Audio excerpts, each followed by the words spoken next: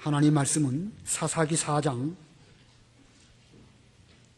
11절 말씀부터 마지막 절까지 보겠습니다. 사사기 4장 11절.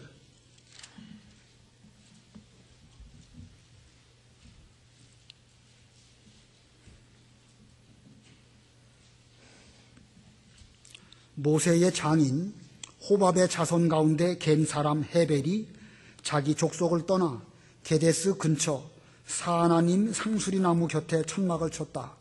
아비노함의 아들 바락이 다볼산에 올라갔다는 소식이 시스라에게 전해지니 시스라가 자기의 모든 병거 곧 철병거 900대와 자기와 함께 있는 모든 군사를 하로셋 학고임에서 기손 강으로 불러 모았다. 드보라가 바락에게 말하기를 일어나라. 이날은 여호와께서 시스라를 내 손에 넘겨주신 날이다.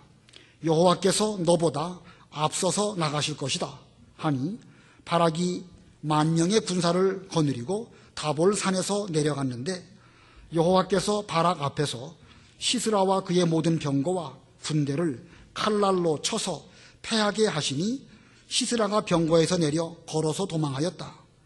바락이 그 병거와 군대를 하로셋 학고임까지 추격하였으며 시스라의 온 군대는 칼날에 쓰러져 한 사람도 남지 않았다. 시스라가 걸어서 겐 사람 헤벨의 아내 야엘의 장막으로 도망하였으니 이는 하솔 왕 야빈과 겐 사람 헤벨의 집 사이가 평화로웠기 때문이다. 야엘이 나가 시스라를 맞으며 그에게 말하기를 나의 주여 들어오십시오. 제게 들어오시고 두려워하지 마십시오 하니 그가 그 여자의 장막으로 들어오므로 그 여자가 이불로 그를 덮어주었다. 그가 그 여자에게 말하기를 내가 목이 마르니 물을 조금 마시게 하여라 하자 그 여자가 우유가 든 가죽 부대를 열어서 그에게 마시게 하고 그를 덮어주었는데 그가 그 여자에게 말하기를 천막 문에 섰다가 누가 와서 여기 어떤 사람이 있느냐고 묻거든 없다고 말하여라 하였다. 시스라가 깊이 잠이 들자 헤벨의 아내 야엘이 장막 말뚝을 가지고 손에 망치를 들고 그에게 가만히 가서 말뚝을 그의 관자놀이에 박으니 말뚝이 땅에까지 꿰뚫고 들어가 박혔고 그가 혼절하여 죽었다. 마침 바락이 시스라를 추격해 오자 야엘이 나가서 그를 맞으며 말하기를 어서 오십시오. 당신께서 찾고 계신 사람을 보여드리겠습니다 하므로 그가 그 여자를 따라 들어가서 보니 시스라가 쓰러져 죽어 있었고 그의 관자놀이에 말뚝이 박혀 있었다. 그날에 하나님께서 가나안 왕 야빈을 이스라엘 자손 앞에서 굴복시키셨으니 이스라엘 자손의 손이 가나안 왕 야빈을 점점 더 압박하여 마침내 그를 진멸하였다. 거기까지 봉독하겠습니다. 여기 14절 보면 가운데에 일어나라. 이 날은 여호와께서 시스라를 내 손에 넘겨주신 날이다. 여호와께서 너보다 앞서서 나가실 것이다. 여호와께서 너보다 앞서서 나가실 것이다. 이 말씀에 의해서 오늘 제목은 앞서서 나가시는 여호와, 앞서서 나가시는 여호와, 간단하게 앞서 나가시는 여호와 이렇게 해도 되겠습니다. 우리 여호와 하나님께서 앞서 나가시는데 어떤 사람의 앞에서 나아가실까? 어떤 사람 앞에서 하나님께서 나아가시면서 그 길을 인도해 주실까? 그것을 오늘 본문을 통해서 살펴보려고 합니다. 우리가 앞부분에서 뭘 배웠냐면 이스라엘 백성들이 하나님 보시기에 악을 행함으로 하나님께서 가나안 왕 야빈을 통하여 이스라엘 백성들을 학대하게 하셨습니다. 20년 동안 가나안 왕 야빈이 이스라엘을 학대했는데 그 야빈에게는 시스라라고 하는 군대 장관이 있었고 그 시스라에게는 최첨단 무기인 철병거가 900대나 있었습니다. 자, 군대 장관이 있었고 900대나 되는 철병거를 갖고 있는 막강한 군사력을 앞세워서 이 가나안 왕 야빈이 이스라엘을 핍박을 하였습니다. 20년이 되어질 그 무렵에 이스라엘 백성들이 하나님을 향하여 부르짖었고 하나님께서는 여선지자 혹은 사사 드보라를 들어서 이스라엘을 구원하시려고 하셨습니다. 우리가 지난 시간에 배운 것처럼 하나님께서는 이 둘째 사사인 왼손잡이 에훗, 셋째 사사인 소모는 막대기로 블레셋 사람 600명을 죽인 삼갈, 그리고 네 번째 사사인 이 여선지자 드보라, 이런 사람들이 쭉 하나님 나라의 구원자로 사용하셨습니다. 자, 이는 오늘날 우리에게 무엇을 보여주는가? 비록 인간적으로 흠이 있고 약한 사람이라 할지라도 자기 본분에 충성하면 하나님께서는 그런 사람을 통해서 이스라엘 백성들을 구원하시는 일을 하신다는 것입니다. 오늘 본문에 나오는 여러 사람 역시 마찬가지입니다. 오늘 본문에 드보라도 나오고 바락이라는 인물도 나오고 헤벨의 아내인 또 야엘도 나옵니다. 이들 모두가 인간적으로 볼 때 다 약한 사람들이에요. 드보라, 여인이니까 뭐 남자처럼 무슨 힘이 있거나 뚝심이 세거나 그러지 않겠죠? 지난 시간에 바락이라는 사람에 대해서 배웠습니다. 드보라가 바락에게 가나안 군대 장관 시스라와 싸우기 위해서 납달리와 스불론에 가서 10,000명을 데리고 이제 산 꼭대기로 올라가라, 다볼산으로 올라가라, 그렇게 말했습니다. 그때 바락이 뭐라고 말했죠? 당신께서 함께 가시지 않는다고 하면 저도 못 갑니다, 이렇게 말했습니다. 물론 이 말 속에는 선지자를 통해서 하나님을 의지하려고 하는 그런 바락의 믿음도 있지만, 또 다른 면으로 보면 그 드보라를 의지하고 자기 힘으로는 할 수 없습니다, 저는 약합니다, 선지자께서 같이 가시기를 바랍니다, 이렇게 말한 것을 볼 때에 이 바락이라는 인물이 어느 면에서는 믿음도 있지만 인간적인 또 다른 면으로 보면 약할 수밖에 없는 한 인간이었다라는 걸 보여줍니다. 그리고 오늘 본문 후반부에 나오는 헤벨의 아내인 야엘, 평범한 가정 주부입니다. 시스라를 대항해서 뭐 그를 죽일 만한 그런 위인이 못 됩니다. 그러나 하나님께서는 이들을 통해서 일하셨습니다. 이들을 통해서 이스라엘을 구원하시는 이런 섭리를 베풀어 주셨습니다. 자, 어떻게 하나님께서 그 이스라엘을 구원하셨는가? 여호와께서 그들보다 앞서서 나아가심으로 하나님의 일을 하셨습니다. 이 역사적인 긴 사건을 보면 하나님께서 그들 앞서서 가신 것이지만 또 자세히 들여다보면 한 사람 한 사람이 하나님 앞에서 자기들의 그 본분, 맡겨진 그 일에 충성하니까 그들 앞에서 하나님께서 앞서서 나아가시고, 한 사람 한 사람이 그렇게 수고하고 한 사람 한 사람이 본분을 잘 감당할 때에 전체의 하나님의 일이 잘 되어져서 그 가나안 왕 야빈으로부터 이스라엘을 구원하는 이런 놀라운 하나님의 구원 역사가 나타나게 된 것입니다. 자, 우리는 이 큰 일, 뭐 아주 큰 일도 있지만 우리가 뭐 한꺼번에 큰 일을 다 할 수 없지 않습니까? 여러 사람들이 함께 우리가 신앙생활을 하고 있는데 우리 한 사람 한 사람이 다 각각 하나님 앞에서, 하나님이 여러분 앞에서 어떤 일을 해 주실 때에 각자의 모든 일들이 잘 되어지고 전체적으로 하나님의 일이 잘 되어질 것입니다.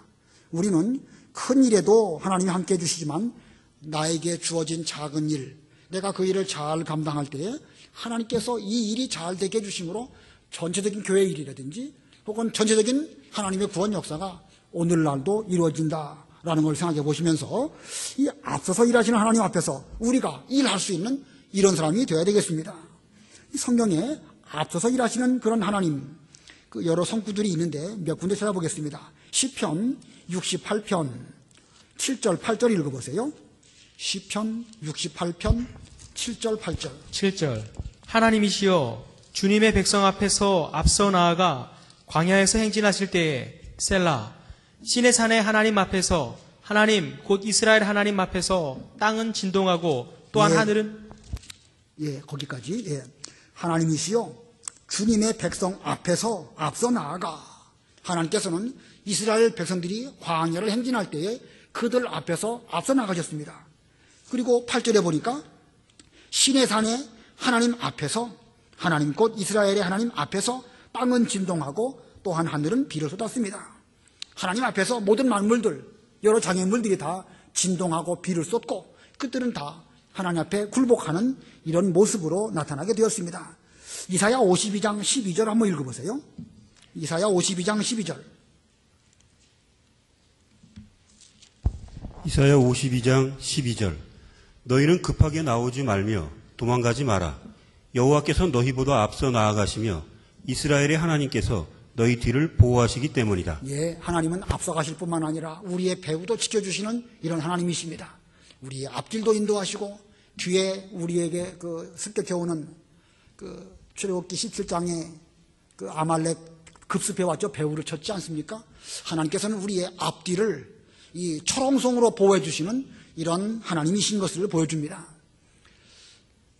우리가 어제 아침이죠. 새벽 예배 시간에 예수님께서 예루살렘으로 올라가실 때 제자들보다 앞서가셨다고 그랬습니다. 그러시면서 우리가 예루살렘으로 올라가자 이렇게 말씀하십니다.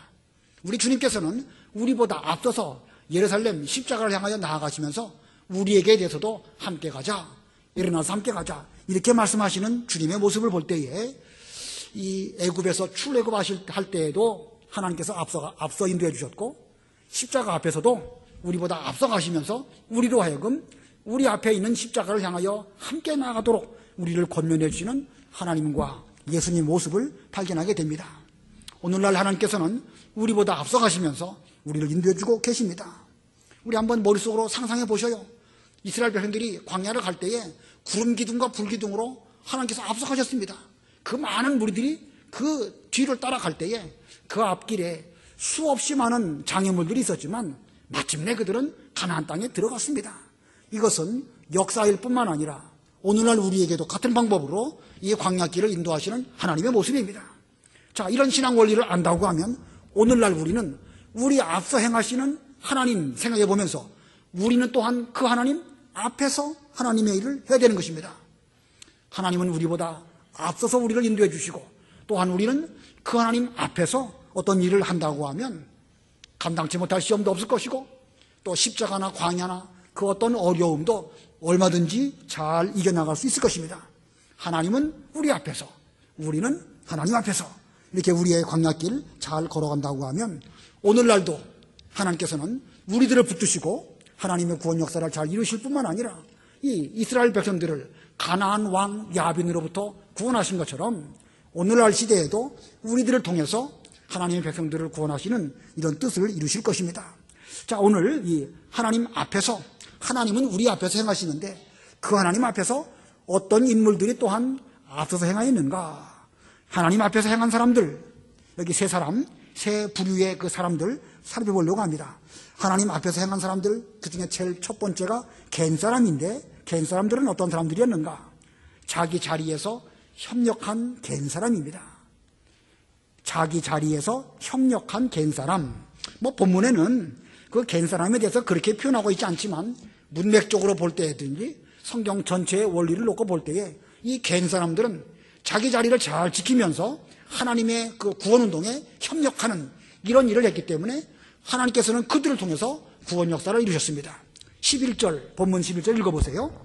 모세의 장인 호밥의 자손 가운데 겐 사람 헤벨이 자기 족속을 떠나 게데스 근처 사하나님 상수리 나무 곁에 천막을 쳤다. 예, 여기 헤벨에 대해서는 그 헤벨의 아내 야엘에 대해서는 뒤에서 배워보도록 하고 여기 모세의 장인 호밥의 자손 가운데 겐 사람, 모세의 장인 호밥.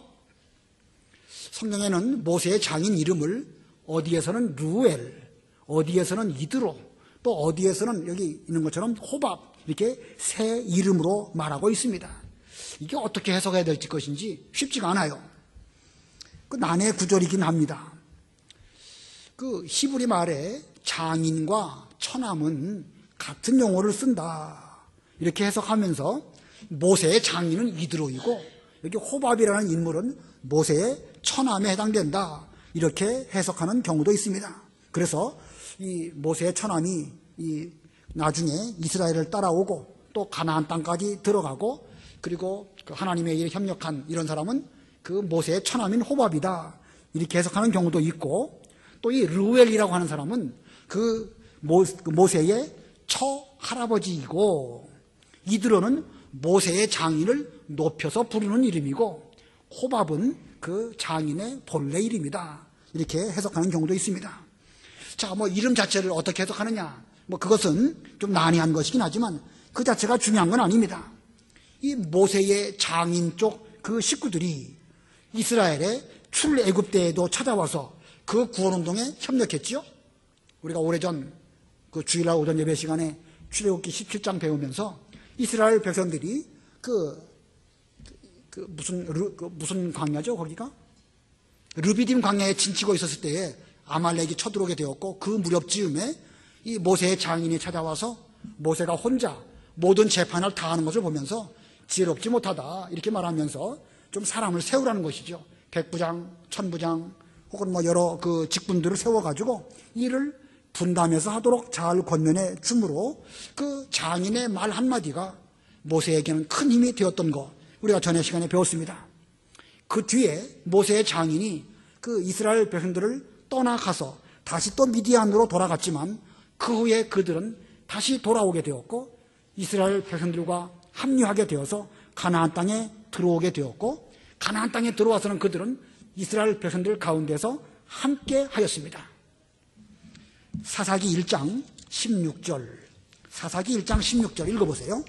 모세 장인의 자손인 겐 사람이 유다 자손과 함께 종려나무 성읍에서 아랏 남방의 유다 광야로 올라가 거기에서 그 백성과 함께 살았다. 예, 여기 겐 족속들 모세의 장인의 그 후손들입니다.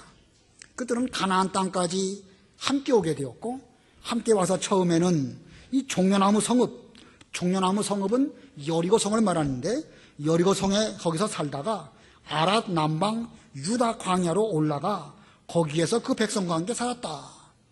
처음에는 여리고 성 살다가 유다 남방에 살다가 오늘 또 여기 4장 11절에서는 게데스 근처 사하나님 상수리 나무 곁에 천막을 쳤다 이렇게 말하고 있습니다.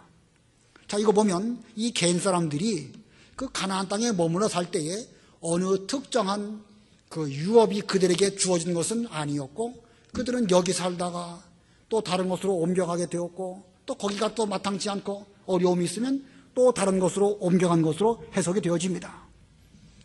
이걸 볼 때에 여기 이 겐 족속들은요 그 가나안 땅에 머물러 사는 사실은 그 소수민족이라고 말할 수가 있겠죠. 성경에는 여러 잡족들이 있었다 이런 표현을 쓰고 있는데 우리나라로 말한다고 하면 저 동남아 지역 사람들이 우리나라에 와서 살 때에 그들이 참 그 마땅치가 않지요. 피부 색깔이 틀려가지고 사람들로부터 또는 이렇게 차별당하는 경우도 있고 학교를 가도 말이 잘 안 통하고 여러 가지 문화활동이나 이런 것도 어려운 그런 것처럼 여기 이 겐 사람들은 가나안 땅에 살면서 가나안 땅을 12지파에게 제비 뽑아 나누어 주었지만 그들에게는 특별히 이곳이 너희들의 분깃이다라고 주어진 것이 없습니다. 그러다 보니까 종려나무 성읍에 살다가 유다 남방에 살다가 때에 따라서는 게데스에 살다가 이렇게 뜨내기처럼 왔다 갔다 하는 이들의 모습입니다. 이들은 이 이스라엘 백성들 틈에 살면서 그 주류 사회에 들어가지 못하고 늘 외곽에서 맴돌 수밖에 없었을 것입니다. 어쩌면 그들은 차라리 그들의 본 민족인 미디안 족속에게로 돌아가서 거기서 사는 것이 더 편안할지도 모를 것입니다. 그러나 그들은 그 모세 때부터 이제 이 이스라엘 백성들이야말로 하나님의 택한 백성이고 하나님을 잘 섬기는 것이야말로 가장 큰 복인 줄로 알고 그들은 미디안 족속을 떠나서 가나안 땅에 와서 12지파 가운데에서 여기 살다 저기 살다 이런 가운데 있습니다. 그러니 그들이 심리적으로 얼마나 많은 어려움을 겪었을까. 자, 그래도 이 겐 사람들은 그들이 귀한 것은요 이 주변 여건의 여러 가지 어려운 속에서도 자기 자리를 잘 지키면서 모세의 장인인 이드로 호밥이 하나님의 구원운동에 협력한 것처럼 그 후손들도 내내 협력하는 그런 역할을 잘 감당한 것을 성경이 우리에게 보여줍니다. 성경에 보면 그런 족속들이 좀 있지요. 여호수아에 보면 그 기브온 족속들, 기브온 사람들 처음에는 화친 조약을 맺기 위해서 마치 멀리서 온 것처럼 남루한 옷을 입고 곰팡이난 떡을 가지고 와가지고 우리하고 화친 조약을 맺읍시다 라고 해서 그 기브온 사람들이 가나안 땅에 살게 되었습니다. 그런데 그들이 하는 일은 허드렛 일, 뭐 장작 패는 일, 뭐 여러 가지 그런 일들을 하면서 그 이스라엘 백성들 틈 속에서 살았지요. 나중에 그들은 느디님 사람이라고 불려지게 되는데 그들은요 바벨론 포로 잡혀갔다가 다시 돌아올 때까지도 늘 성전에서 성전 그 허드렛 일 하는 그 일을 자기들의 본업으로 알고 열심히 살았습니다. 어떻게 보면 천대받고 허드렛 일을 하고 12지파에도 들지 못한 그런 사람인지 몰라도 그들은 나중에 참으로 복받은 이런 사람들이 된 것입니다. 여기 이 겐 족속 가운데 나중에 보면 그 예레미야에 보면 그 레갑 족속이 나오죠. 레갑 족속. 그 레갑 족속이 바로 겐 족속 그 후대 가운데에서 나온 그런 또 사람들입니다. 자, 이거 보면 이들은 끝까지 어려운 가운데서도 자기 자리를 잘 지키면서 하나님의 구원운동에 협력한 이런 사람인 것입니다. 오늘날도 우리 주변에 이런 사람들이 없을까? 우리는 이런 사람이 있는지 없는지 잘 살펴봐야 됩니다. 적어도 우리 교회에 수요 예배에 나오신 분들은 그래도 명륜교회에서 표현이 좀 죄송합니다만 주류를 이루고 있는 그런 여러분들입니다. 그러나 우리 주변에 보면은요, 어떻게 잘 신앙적으로 정착을 못하고 이제 막 우리 교회에 왔다든지 혹은 온 지 오래됐어도 쉽게 자기 자리를 잡지 못한 그런 사람들 주변에 보면 있습니다. 그런 사람들 우리는 잘 눈여겨봐야 될 것이고 그들이 신앙의 뿌리를 잘 내도록 도와줘야 됩니다. 여러분 생각에 우리 명륜교회가 다른 교회에서 우리 교회로 왔을 때에 신앙의 뿌리를 내리기가 편안하고 좋은 교회 같습니까? 아니면 어려운 교회 같습니까? 맞아요. 맞아도 100번 맞는 말씀입니다. 정말 우리 교회 뿌리 내리기 어려운, 여러분들이 나쁘다든가 그런 뜻으로 말한 건 아니에요. 저도 죄송하지만 우리 교회에 주류의 그 위치에 있는 사람이라 이렇게 말할 수 있는데, 제가 볼 때에도 처음 우리 교회에 나온 사람이 따뜻하게 여기서 신앙생활 잘하기는 쉽지 않은 그런 분위기가 있습니다. 이걸 고쳐야 되는 거예요. 이걸 고치지 않는다고 하면 우리 교회 와갖고 어떻게 이 갠 사람이나 기부원 사람들이나 이런 사람들이 어떻게 뿌리를 내리고 우리와 함께 믿는 일을 잘할 수 있겠습니까? 우리는 그런 면에 대해서 좀 따뜻한 교회가 되도록 노력해야 될 것이고, 혹시 이 가운데에 우리 교회에 이제 왔는데 아직도 서먹서먹하고 내 자리가 어디인지 참 일어설 수도 없고 앉을 수도 없는 이런 분 계시다고 하면, 여기 이 레갑 족속이나 갠 족속들이 얼마나 오랜 기간 동안 그 자기 자리를 떠나지 아니하면서 협력하는 가운데 있었기 때문에 하나님께서 그들을 통해서 큰 구원 역사를 이루셨다. 이걸 기억하면서 좀 오랫동안 잘 머물러 있다 보면 자기 자리가 생길 때가 있을 것입니다. 그때까지 잘 참고 믿는 일을 잘하고 이것이 복받는 길인 줄 알고 그 일을 잘 감당하시면 하나님께서 그분 앞서서 행하시면서 하나님의 뜻을 이루실 것입니다. 자, 두 번째로 하나님 앞에서 행한 사람 두 번째, 이 바락입니다. 바락. 근데 바락은 어떤 사람이냐면 선지자의 명령을 순종한 바락입니다. 선지자의 명령을 순종한 바락. 우리가 이 앞에서 보면 이 여선지자 드보라의 명령에 의해 가지고 이제 이 바락은 납달리, 스불론 거기 10,000명을 이끌고 다볼산 꼭대기에 올라갔습니다. 이스라엘 백성들이 다볼산 꼭대기에 올라갔다라는 말을 가나안 왕 야빈이 들었고 그의 군대 장관인 시스라가 그 모든 그 병사들을 다 이끌고 또 철병거 900대를 이끌고 그 다볼산 근처에 있는 기손 강에 집결했습니다. 본문 12절 13절 읽어보세요. 12절 아비노함의 아들 바락이 다볼산에 올라갔다는 소식이 시스라에게 전해지니 시스라가 자기의 모든 병거 곧 철병거 900대와 자기와 함께 있는 모든 군사를 하루셋 학고임에서 기손강으로 불러 모았다. 예, 이스라엘 백성들은 다볼산에 있고 가나안 병사들은 지금 이 기손강에 있습니다. 자, 다볼산에 있고 기손강에 있다. 철병거를 가지고 전투를 하는 입장에서는요, 산 꼭대기보다는 낮은 저지대 평야가 더 좋겠지요. 그래서 지금 이 가나안 사람들은 낮은 지대에 지금 위치하고 있습니다. 자, 그런데 이런 상황에서 선지자 드보라가 바락에게 대해서 일어나서 시스라의 군대를 공격해라 이렇게 명령합니다. 본문 14절 우리 다 같이 합독하겠습니다. 14절 시작. 드보라가 바락에게 말하기를 일어나라. 이날은 여호와께서 시스라를 내 손에 넘겨주신 날이다. 여호와께서 너보다 앞서서 나가실 것이다 하니 바락이 10,000명의 군사를 거느리고 다볼산에서 내려갔는데, 자, 여러분들이 지금 이 전쟁에 참전한 이스라엘 백성이라고 한번 생각해 보세요. 여러분들이 지금 산 꼭대기에 있습니다. 저 밑에 평야지대에는 이 기손강 옆에 그 가나안 병사들이 병거를 가지고 좀 포진하고 있습니다. 자, 이때에 그 밑으로 내려가서 공격하는 것이 좋을까요? 기다리면서 방어하는 것이 좋을까요? 병법 잘 생각이 안 나십니까? 지금 이스라엘 백성들은 산 꼭대기에 있습니다. 그리고 저 밑에 평야지대에는 기손강 그 평야지대에는 가나안 병사들이 있어요.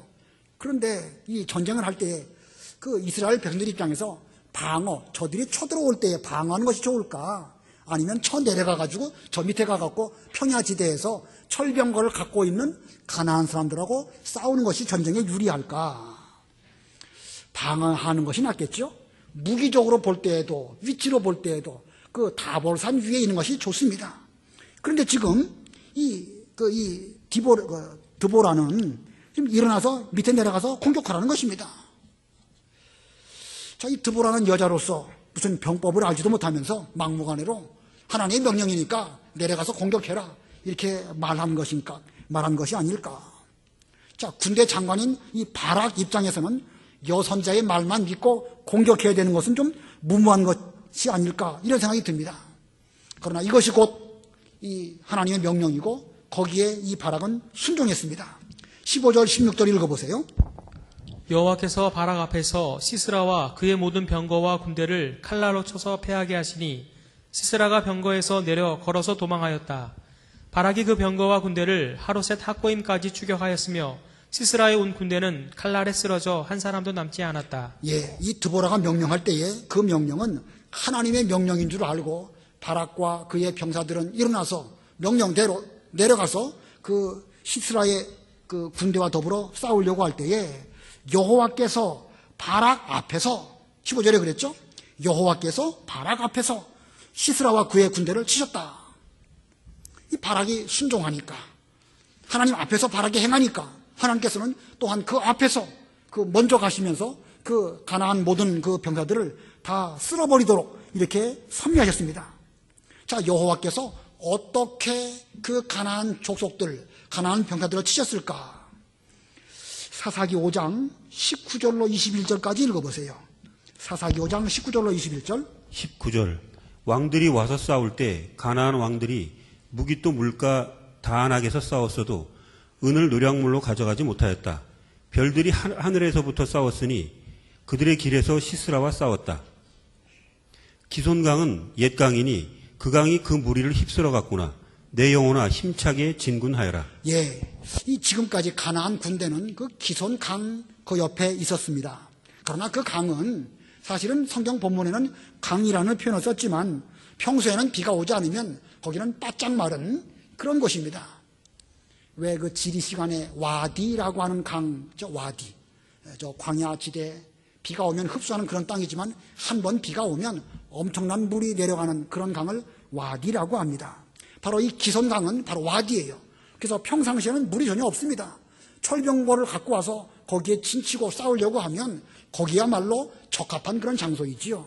그렇기 때문에 이스라엘 백성 입장에서는 그 가나안 족속들을 공격해 간다는 것은 그 올바른 전법, 좋은 방법은 아닙니다.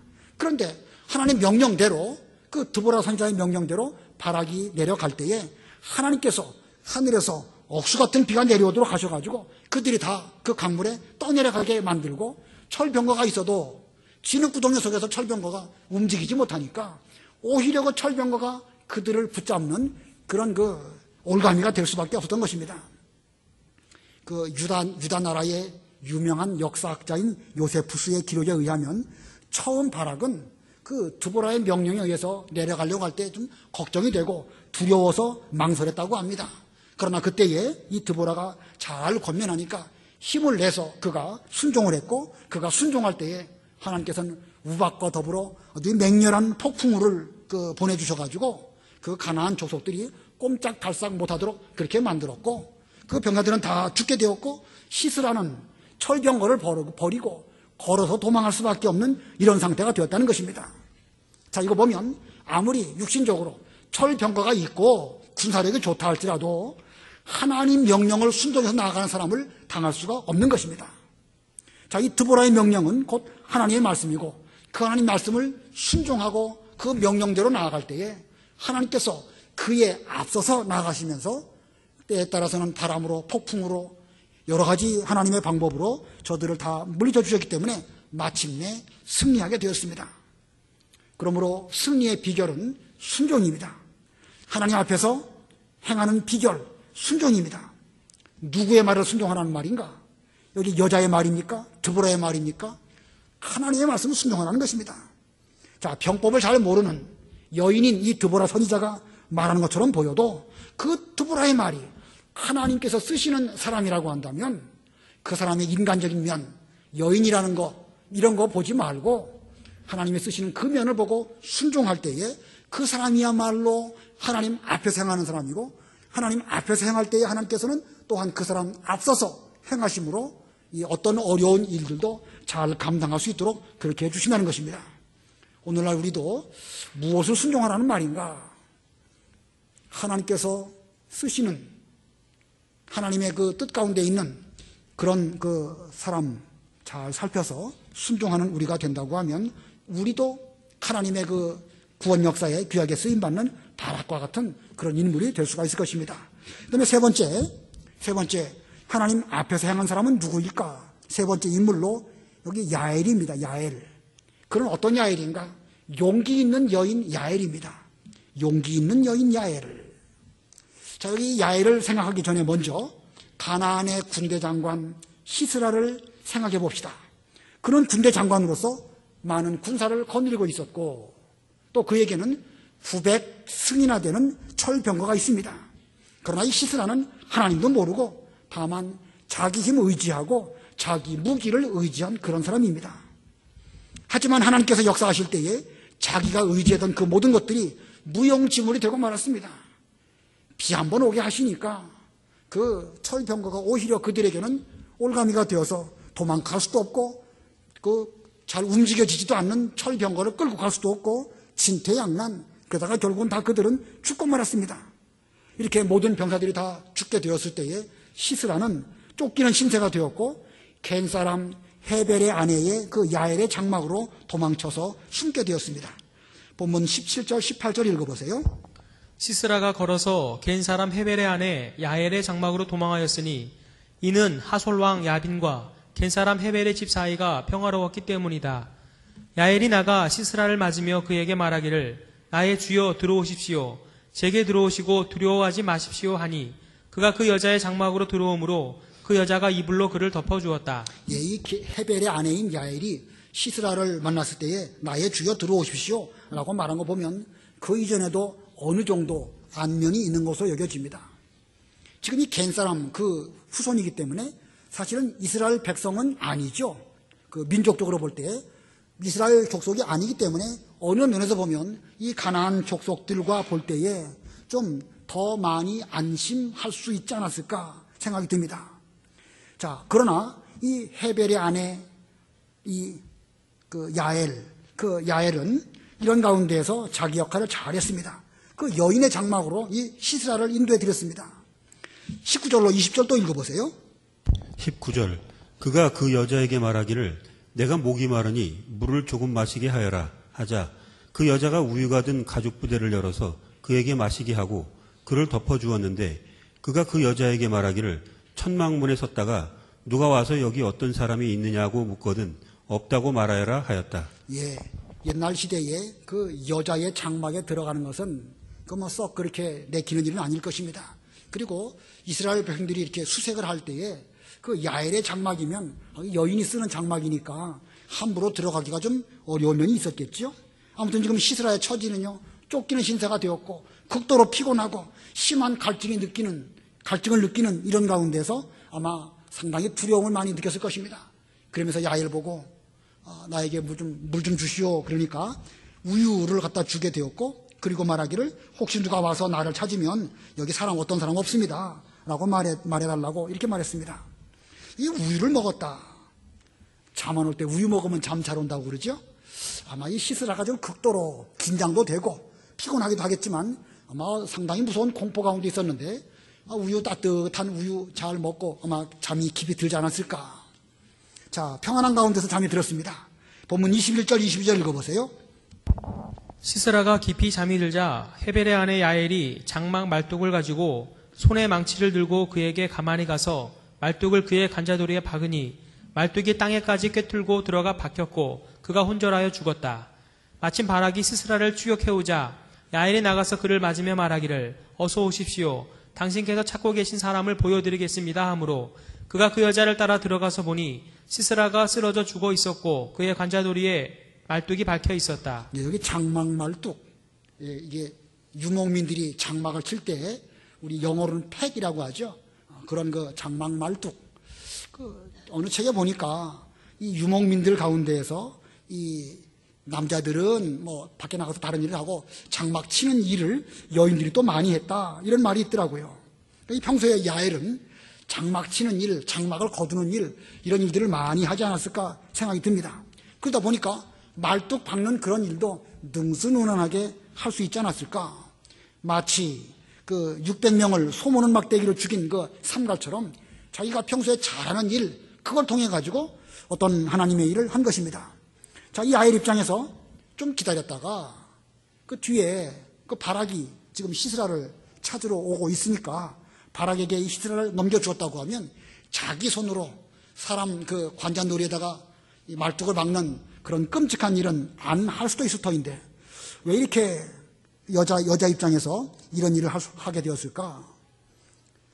그가 이 일을 서슴지 않고 한 것은 지금 자기에게 찾아온 이 기회를 잘 이용해서 잃어버리지 않으려고 하는 이런 지혜가 그로 하여금 이렇게 일하게 되지 않았을까 생각이 듭니다.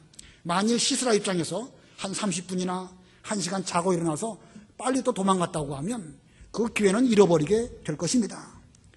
야엘이 이 일을 할 때에 어떤 인간의 복수심이나 무슨 명예영광심이나 이것으로 한 것이 아니고 하나님의 일을 나도 어떻게 될 것인가 생각해 보면서 이 하나님이 자기에게 주신 이 기회를 이용해서 지금 그 여인으로서 참 쉽지 않은 일이지만 그는 그 일을 잘해서 장막 말뚝을 그 시스라의 관자놀이에 박아가지고 그를 죽이게 되었고 또 시스라를 추격해오는 바락에게 이 시스라가 여기 죽어 있습니다 라고 해서 잘 알려주었습니다.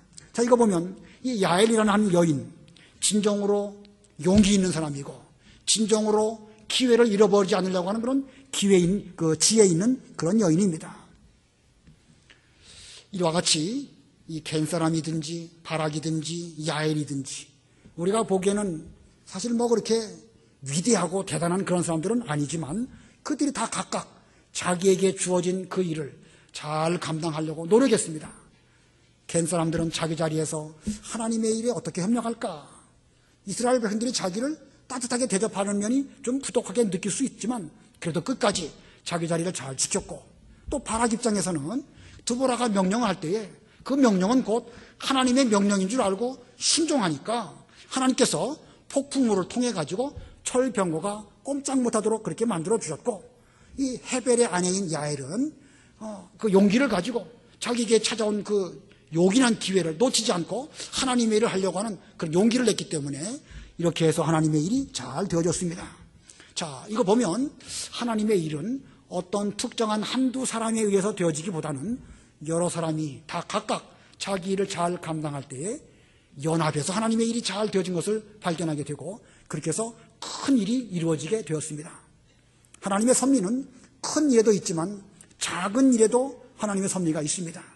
여러분이 오늘 하루 한 일, 또 내일 해야 될 일, 또 이렇게 해가지고 우리 각자가 자기 일을 잘 감당할 때에 전 교회나 하나님의 또 이 시대의 구원 역사나 이런 일들이 잘 이루어져 가게 될 것입니다. 그러므로 우리가 중요할 것은 다 여러분 한 분마다 자기 자리를 잘 지키면서 하나님의 일에 협력하는 사람이 되어야 됩니다. 자기 생각 버리고 혹시 상대방이 나에게 대해서 서운하게 하는 면이 있다 할지라도 이 자리가 겐 사람들이 이스라엘 백성들과 같이 함께 사는 그런 자리일진데 그 자리 떠나지 말고 협력하는 그런 마음가짐으로 순종해야 할 것이고 또 그 명령하는 것이 하나님의 명령일진데 좀 못마땅하고 사리 분별에 맞지 않는다 할지라도 하나님 명령이면 절대 순종하는 이런 우리들이 되겠고 우리들이 돼야 되겠고 또 용기를 내야 됩니다. 여자 입장에서 주부 입장에서 장막 말뚝을 갖다가 사람의 관자놀이에 박는다는 거 쉬운 일은 아니지만 이것은 우리가 무슨 뭐 사람을 그렇게 죽이라는 게 아니죠. 오늘날 뭐 구약시대처럼 그렇게 하는 것이 아닙니다. 영적으로 싸울 때에 이 피 흘리기까지 죄와 더불어 사탄 마귀와 더불어 싸울 때에 용기를 잃지 말고 적극적으로 잘 싸울 것을 말씀하시는 그런 교훈입니다. 자, 마지막 23, 24절 읽으시기 바랍니다. 그날에 하나님께서 가나안 왕 야빈을 이스라엘 자손 앞에서 굴복시키셨으니 이스라엘 자손이 손이 가나안 왕 야빈을 점점 더 압박하여 마침내 그를 진멸하였다. 예, 그날에 하나님께서 이제 가나안 왕 야빈을 굴복시키셨고 24절을 보면 이스라엘 자손의 손이 가나안 왕 야빈을 점점 더 압박하여 마침내 그를 진멸하였다. 자, 이 24절의 말씀을 보면 이 영적 전쟁, 가나안 그 족속들과의 싸우는 전쟁이 하루 이틀에 끝난 게 아니죠. 점점 더 압박하여 마침내 그를 진멸하였다. 그날의 전쟁이 있었고 그 전쟁을 통해서 승기를 잡았고 승기를 잡은 뒤에도 방심하지 않고 계속해서 그들은 총력을 다 기울여가지고 마침내 20년 동안 자기들을 괴롭혔던 그 가나안 족속들, 그 야빈 다 물리치고 완전한 구원을 마침내 이루게 되었다는 말씀입니다. 자, 한 번의 어떤 승리로 만족하지 말고 끝까지 계속해서 노력하고 또 노력하는 이런 가운데서 마침내 하나님의 뜻을 이루어드리게 되었습니다. 자, 오늘 이 본문을 통해서 오늘날 우리 모두 한 사람 한 사람 다 약한 존재들입니다.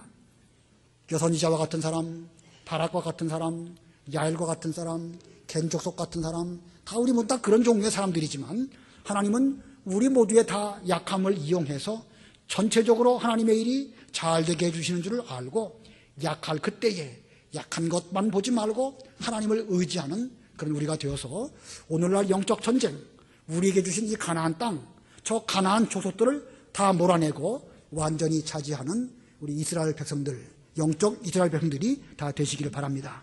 기도하겠습니다.